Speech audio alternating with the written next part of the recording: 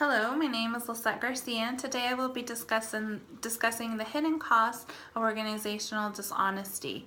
The article starts by pointing out how the business world has been consumed by unethical practices. This can be due to a variety of different reasons. For example, the pressure of meeting sales quotas, competition among peers, and career advancements. Business schools across the country have been placing a special emphasis on ethics courses for this reason. While engaging in dishonest activities can be proven to be beneficial in the short term, in the long term they can have disastrous consequences. The article identifies these consequences as malignancies, in particular three. The first one is reputation degradation. The second one is the mismatches between the employee values and the organization's values. The third one is increased surveillance. The first malignancy, which is reputation degradation, is probably the most obvious, which is poor reputation among current and potential clients and business partners. Building a reputation takes years, but when somebody finds out that you are engaging in dishonest or unethical practices, the years that you've spent building this reputation can easily be deteriorated.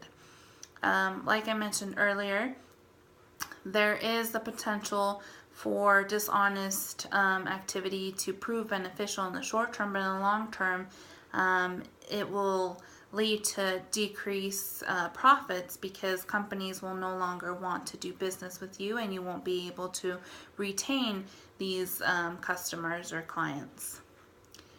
The second malignancy is a mismatch between the employee and the organization's values. The article characterizes the employees in two categories: a poor fit and a good fit employee, which means the poor fit employee will be your honest employee. These employees will experience increased absenteeism, job dissatisfaction, and ultimately quit, which will create higher turnover for the company. A good fit employee is the dishonest employee, or an employee who can be converted, which leads to fraud and theft in your company.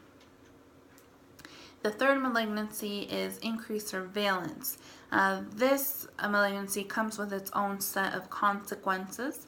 The first one is the health consequences to the employees. So they will experience tension, anxiety, and depression due to the increased surveillance.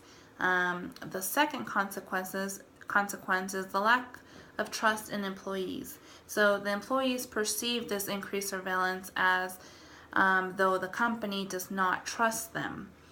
The third is the backlash of employees, which is they feel that they no longer have control. So they will try to engage in dishonest activities even if before they wouldn't have, as a way of backlash.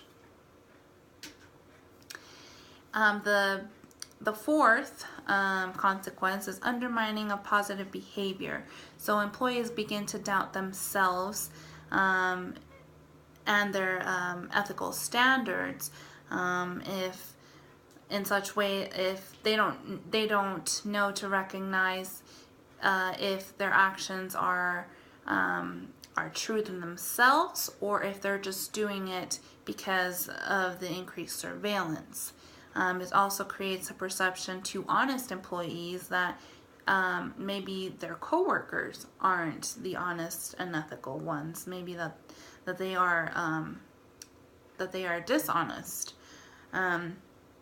The fifth consequence is the overstated influence of monitoring. So instead of decreasing the amount of monitoring, managers are inclined to increase the monitoring because they perceive that the monitoring is working and don't take a step back and think, if the cameras weren't there, would our employees still be honest and ethical? The ultimate goal for the organization is to be honest and ethical. And the article emphasizes that it starts from the top. So if you ever have a top management be involved in unethical or dishonest practices, it is best to let them go and try to rebuild the company's culture from the top. So that is my presentation. I hope you enjoyed it. Thank you for watching.